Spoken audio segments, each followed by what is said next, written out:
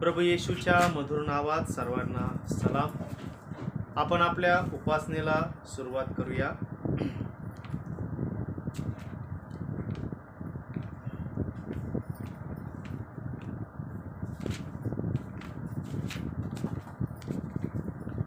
परमेश्वराचा धन्यवाद मी सर्वदा करीन, माझ्या मुखात त्याचे स्तवन सतत असेल. माझा जीव परमेश्वराच्या ठाई प्रतिष्ठा मिरवील, दीन हे ऐकून हर्ष करतील. तुम्ही माझ्याबरोबर परमेश्वराची थोरवी गा, आपण सर्व मिळून त्याच्या नावाची महती वर्णूया. आपण सुरुवातीला सर्वजण उपासना संगीतातून गीत क्रमांक 451 हे गाऊया. गीत क्रमांक 451 हे आपण गाऊ. येशू प्रिय मेंढपाळा, पाळी आम्हा पोकरा. गीत क्रमांक 451 गाऊया. येशू प्रिय मेंढपाळा, पाळी आम्हा कोकरा, ने तू कुरणी आम्हाला, आणि रक्षुनी घरा. प्रिय येशू, धन्य येशू, भयवारी हो थारा. प्रिय येशू, धन्य येशू, भयवारी हो थारा. वाणी तव परिसोनी, आम्ही अनुसरतो. दूरी दुरीत करोनी, शोधी जय बहकतो. प्रिय येशू, धन्य येशू, ऐक आम्ही प्रार्थितो. प्रिय येशू, धन्य येशू, ऐक आम्ही प्रार्थितो. तुम्हा जवळी मी घेई, दीन जरी दुबळे. देशी मधुवचने, राखी प्रभू सगळे. प्रिय येशू, धन्य येशू, तू स्वदुःखे तारिले. प्रिय येशू, धन्य येशू, तू स्वदुःखे तारिले. व्हावा अनुग्रह तुझा, इच्छा तव सुचावी. हे अनन्य गुरु राजा, प्रेमे मने व्यापावी. प्रिय येशू, धन्य येशू, प्रीती आहे वाढावी.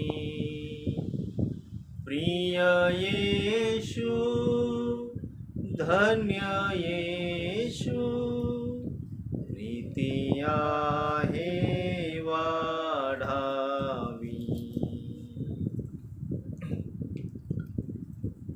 आपण एक शास्त्रवचन यावेळेस ऐकूया. ज्या शास्त्र भागावर आज आपल्याला मनन करायचं आहे तो शास्त्र भाग आपण ऐकूया. योहानाचं शुभवर्तमान याचा 21वा अध्याय. योहानकृत शुभवर्तमान 21वा अध्याय वचने 1 ते 14 यावेळेस आपण ऐकूया.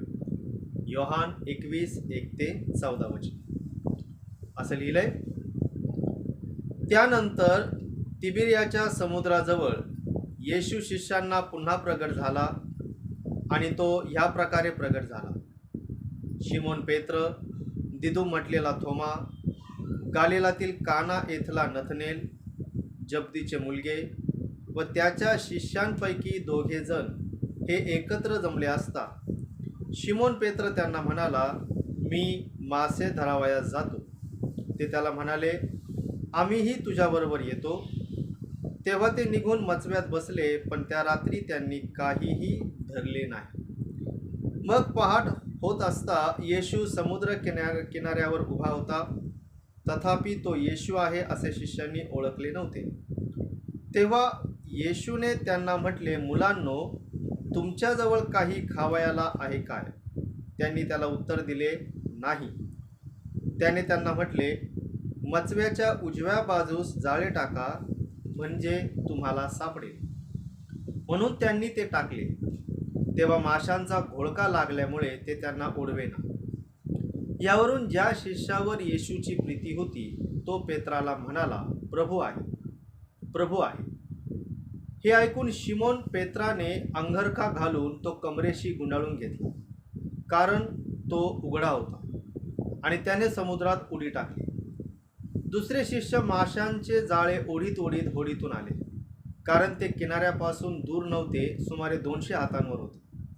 मग किनाऱ्यावर उतरल्यावर त्यांनी कोळशाचा विस्तव आणि त्यावर घातलेली मासळी व भाकरी पाहिली. येशूने त्यांना म्हटले, तुम्ही इतक्यात धरलेल्या मासळीतून काही आणा. शिमोन पेत्राने मचव्यावर चढून 153 मोठ्या माशांनी भरलेले जाळे किनाऱ्यावर ओढून आणले. तितके असतानाही जाळे फाटले नाही. येशू त्यांना म्हणाला, या, न्याहारी करा. तेव्हा तो प्रभू आहे असे त्यांना समजले.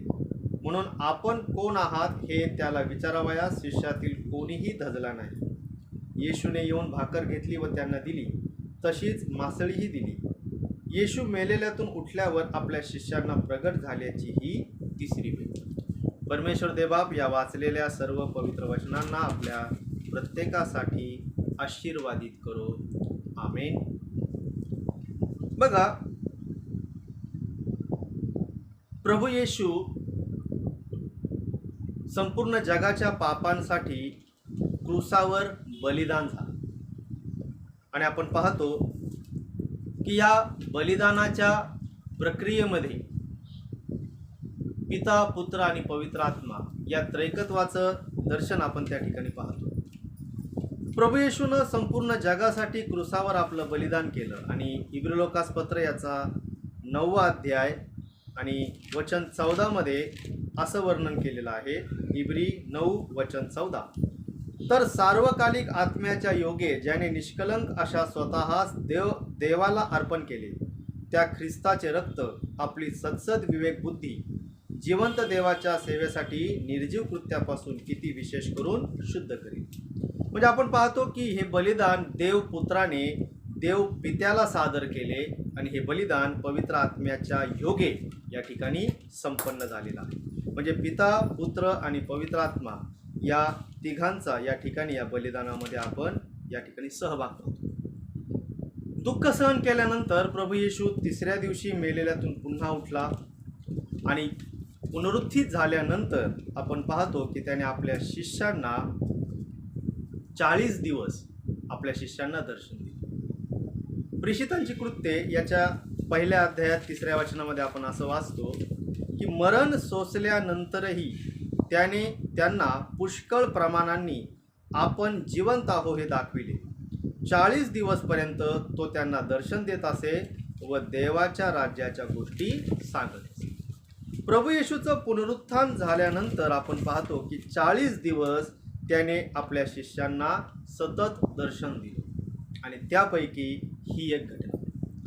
त्याच्या पुनरुत्थानानंतर काही दिवसांनी ही घटना घडली आणि ह्या सगळ्या घटनांमधून प्रभू येशूने आपण जिवंत आहोत, आपण पुनरुत्थित आहोत हे आपल्या शिष्यांना या वेगवेगळ्या उदाहरणांमधून दाखवून दिलं की तो जिवंत आहे.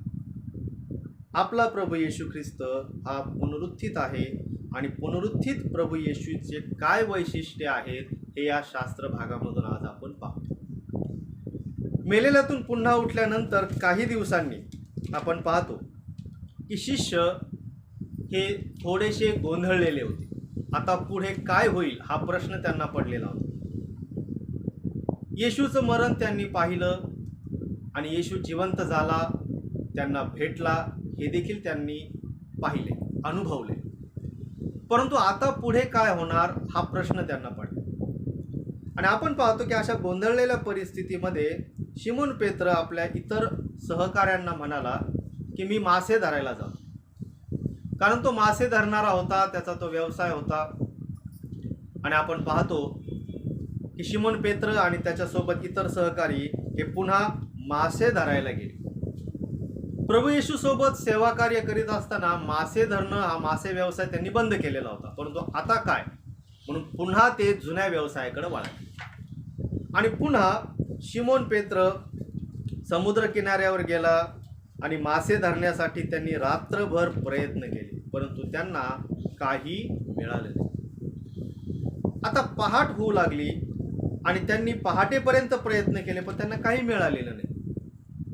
आणि मग आपण पाहतो की समुद्र किनाऱ्यावर प्रभू येशू उभा होता, परंतु त्यांनी ओळखलं नाही. कारण पुनरुत्थित प्रभू येशूचं स्वरूप हे बदललेलं होतं, त्यांना ओळखू आलं नाही. आणि प्रभू येशूने त्यांना विचारलं की तुमच्याकडे काही आहे काय, खायला तुमच्याकडे काही आहे काय. त्यांनी उत्तर दिले नाही, आमच्याकडे काही नाही. आणि मग प्रभू येशू त्यांना म्हणाला की मचव्याच्या उजव्या बाजूला जाळे टाका, म्हणजे तुम्हाला मासे सापडतील. आणि हे अगदी त्याप्रमाणेच घडलं जसं पहिल्या भेटीला शिमोन पेत्राला जो अनुभव आला की प्रभू येशूने ज्यावेळेस त्यांना पाचारण केलं, लुकाच्या 5व्या अध्यायामध्ये आपण पाहतो, अगदी त्याचप्रमाणे पुन्हा एकदा घडलं. रात्रभर कष्ट करून काही मिळालेलं नव्हतं. प्रभू येशूने त्यांना सांगितलं की उजव्या बाजूला जाळं टाका, आणि त्यांनी जाळं टाकलं तर त्यांना त्या ठिकाणी माशांचा मोठा घोळका त्या जाळ्यामध्ये सापडला. आणि मग त्यांनी ओळखलं की हा आपला प्रभू आहे. मग आपण शास्त्रामध्ये आणखी पुढे वाचतो की प्रभू येशूनं त्यांना ते किनाऱ्यावर त्या माशांचं जाळं ओढत आले. आणि मग येशूने त्यांना विचारलं की इतक्यात तुम्ही जे मासे धरले आहेत त्यातील काही आणा. आणि शिष्यांना असं दिसलं की त्या ठिकाणी कोळशाचा विस्तव आणि त्यावर मासळी आणि भाकरी भाजायला ठेवलेली होती, आणि त्यांनी सोबत त्या ठिकाणी न्याहारी केली असं आपण वाचतो. बघा, या संपूर्ण शास्त्र भागामध्ये आपण काय पाहतो, आपण पुनरुत्थित प्रभू येशू ख्रिस्ताचे काही वैशिष्ट्ये या ठिकाणी पाहतो आणि त्यावर आपल्याला लक्ष देणं गरजेचं आहे. या ठिकाणी आपण 3 गोष्टी पाहतो. पहिली गोष्ट ही की पुनरुत्थित प्रभू येशू आपल्या शिष्यांना मार्गदर्शन करताना दिसत आहे. त्याने आपल्या शिष्यांना मार्गदर्शन केलं की मचव्याच्या उजवीकडे जाळं टाका. त्यानंतर आपण पाहतो की पुनरुत्थान झाल्यानंतरही प्रभू येशू आपल्या शिष्यांच्या संपर्कात आहे. त्याने आपल्या शिष्यांचा संपर्क तोडलेला नाही, त्यांच्या सहवासामध्ये तो आहे, त्यांच्या सोबत आहे. आणि तिसरी गोष्ट इथं आपण पाहतो की प्रभू येशू आपल्या शिष्यांची काळजी घेताना त्या ठिकाणी दिसत आहे, त्यांच्या गरजा पूर्ण करताना दिसत आहे. 3 महत्त्वाच्या गोष्टी या ठिकाणी आपल्याला पाहता येतात की पुनरुत्थान झाल्यानंतर शिष्य गोंधळलेल्या अवस्थेमध्ये आहेत की आता पुढं काय होईल, पुढं काय करायचंय, आणि पुन्हा जुन्या व्यवसायाकडे ते वळाले. परंतु येशू त्यांना मार्गदर्शन करत आहे. आणि ही एक महत्त्वाची गोष्ट आहे की गोंधळलेल्या अवस्थेमध्ये आता पुढं काय केलं पाहिजे, अशा परिस्थितीमध्ये आपण पाहतो की प्रभू येशूनं आपल्या शिष्यांना मार्गदर्शन करणं हे बंद केलेलं नाही. पहिली गोष्ट महत्त्वाची ही की आमचा प्रभू येशू ख्रिस्त पुनरुत्थित आहे, जिवंत आहे हे आम्ही घोषित करतो. गेल्या रविवारी आपण ही घोषणा देखील दिली. गेल्या रविवारी हे आपण पाहिलं की प्रभू येशू मरणातून जिवंत झाला आणि संपूर्ण जगाला ही घोषणा करण्याचं आपण ठरवलं की येशू पुनरुत्थित आहे. आणि हा पुनरुत्थित येशू काय करतोय, तर तो आपल्या शिष्यांना मार्गदर्शन करतो, त्याने त्यांना सोडलेलं नाही. आणि हे मार्गदर्शन आपण पाहतो की जो कोणी त्याला सहाय्य मागतो त्या प्रत्येकाला तो मार्गदर्शन करायला तयार आहे, कारण तो जिवंत आहे. ज्या अर्थी तो पुनरुत्थित आहे, ज्या अर्थी तो जिवंत आहे, त्या अर्थी तो सहाय्य करायला, मार्ग दाखवायला, मार्गदर्शन करायला नेहमी तयार आहे. आणि म्हणून आमचा प्रभू जिवंत आहे. जेव्हा केव्हा आम्ही त्याला हाक मारतो तेव्हा आम्हाला मार्गदर्शन करायला तो तयार आहे. आणि आपण जुन्या करारामध्ये हे पाहतो की त्याने जुन्या काळी मार्गदर्शन केलं. आजही आपण हा अनुभव घेतो की जेव्हा आम्ही त्याला हाक मारू तो आमच्या हाकेला प्रतिसाद देतो. अगदी आपण जुन्या करारामध्ये पाहतो की विधर्मी मनुष्य जो इस्रायली नव्हता, असा मनुष्य अब्रामाचा सेवक, ज्याने परमेश्वराकडं सहाय्य मागितलं, ज्याने परमेश्वराकडं मार्गदर्शन मागितलं, त्या इस्रायली नसलेल्या विधर्मी मनुष्याला देखील परमेश्वराने सहाय्य केलं, असं आपण उत्पत्तीच्या 24व्या अध्यायामध्ये वाचतो. उत्पत्तीच्या 24व्या अध्यायामध्ये आपण असं वाचतो की अब्रामाचा सेवक जो इस्रायली नव्हता, यहुदी नव्हता, पण इसाकासाठी नवरी शोधण्यासाठी ज्यावेळेस तो निघाला त्यावेळेस त्याने परमेश्वराजवळ प्रार्थना केली. आणि आपल्या प्रार्थनेमध्ये तो असे शब्द बोलला होता, उत्पत्ती 24:12, आणि तो बोलला, हे परमेश्वरा, माझा धनी अब्राहाम याच्या देवा, तू आज कृपा करून माझी कार्यसिद्धी कर, माझा धनी अब्राहाम याजवर दया कर. त्याने प्रार्थनेमध्ये असे शब्द वापरले की हे परमेश्वरा, माझा धनी अब्राहाम याच्या देवा, कारण हा मनुष्य यहुदी नव्हता, हा इस्रायली नव्हता. म्हणजे विधर्मी मनुष्याला देखील परमेश्वर मार्गदर्शन करतो. ज्या अर्थी आमचा प्रभू जिवंत आहे, ज्या अर्थी तो पुनरुत्थित आहे असं आम्ही मानतो, असं आम्ही घोषित करतो, त्या अर्थी आम्ही हा विश्वास ठेवला पाहिजे की आमचा देव जिवंत आहे, म्हणजे तो मार्गदर्शन करायला नेहमी तयार आहे. पुनरुत्थान झालं आणि सगळं काही संपलं असं नव्हतं. शिष्यांना हा प्रश्न पडला की आता पुढं काय होईल, आता पुन्हा मिनिस्ट्री कशी चालू करायची. आणि म्हणून ते पुन्हा जुन्या व्यवसायाकडे वळाले, कारण त्यांचा असा समज होता की आता पुढं काय होणार नाही. परंतु प्रभूने त्यांना मार्गदर्शन केलं. आणि आपण पाहतो की पुनरुत्थित ख्रिस्ताचं पहिलं वैशिष्ट्य की तो आपल्याला मार्गदर्शन करतो, आपल्याला तो सहाय्य करायला नेहमी तयार आहे. दुसऱ्या या ठिकाणी आपण ह्या शास्त्रवचनामध्ये पाहतो की त्याने आपल्या शिष्यांशी संपर्क तोडलेला नाही. आता आपण हेच चित्र शुभवर्तमानात पाहतो की प्रभू येशू पुनरुत्थान पावल्यानंतर 40 दिवसांनी आपल्या पित्याजवळ गेला. आज प्रभू कुठं आहे? आपण क्रुसावर टांगलेला ख्रिस्त गाजवतो, हे खरंय, परंतु आज परिस्थिती काय आहे? प्रभू येशू कशा अवस्थेमध्ये आहे? बऱ्याच ठिकाणी आपण प्रभू येशूचं चित्र पाहताना बाळ येशू पाहतो, परंतु येशू बाल अवस्थेमध्ये नाही. किंवा क्रुसावर टांगलेला येशू ख्रिस्त देखील आता सध्या तसा नाही. तो देव पित्याच्या राजासनावर त्याच्या उजवीकडे बसलेला आहे. म्हणजे आपलं कार्य त्याने पूर्ण केले. परंतु कार्यसिद्धी झाल्यानंतरही आपण पाहतो की त्याने आपल्या शिष्यांशी संपर्क तोडलेला नाही. त्याने आपल्या शिष्यांचा संपर्क कधीच सोडलेला नाही. तो आजही आमच्या सहवासामध्ये आहे, आजही तो आमच्या संपर्कात आहे, तो आमच्यापासून दूर नाही. कारण त्याने वचन दिलं. जर आपण मत्ते 28 मध्ये पाहिलं तर स्वर्गरोहणाच्या वेळेस त्याने काय वचन दिलं की मी युगाच्या समाप्तीस, मत्ते शुभवर्तमान याचा 28वा अध्याय आणि 20व्या वचनामध्ये आपण वाचतो, प्रभू असं म्हणाला, जे काही मी तुम्हाला आज्ञा केली ते सर्व त्यास पाळावयास शिकवा, आणि पहा, युगाच्या समाप्तीपर्यंत मी सर्व दिवस तुमच्या बरोबर आहे. म्हणजे दुसरी गोष्ट या ठिकाणी आपण पाहतो की आपला प्रभू आपल्या संपर्कात आजही आहे, आजही तो आपल्या संपर्कात आहे. आपण एकटे नाही, त्याचे शिष्य हे एकटे नाही. जरी आम्ही कठीण प्रसंगामध्ये असं आम्हाला वाटत असलं की आम्ही या कठीण प्रसंगाला तोंड देतोय, आम्ही एकटे पडलोय, परंतु आपण एकटे नाही. पुनरुत्थित येशू ख्रिस्त आजही आपल्या सोबत आहे, आजही तो मार्गदर्शन करायला तयार आहे. आणि आजही तो आपल्या संपर्कात आहे. जर आम्ही त्याच्याशी संपर्क साधतो तर त्याच्या जिवंतपणाचा अनुभव आम्हाला आल्याशिवाय राहत नाही. आणि हे आपण ख्रिस्ती महामंडळाच्या इतिहासामध्ये ठिकठिकाणी पाहतो.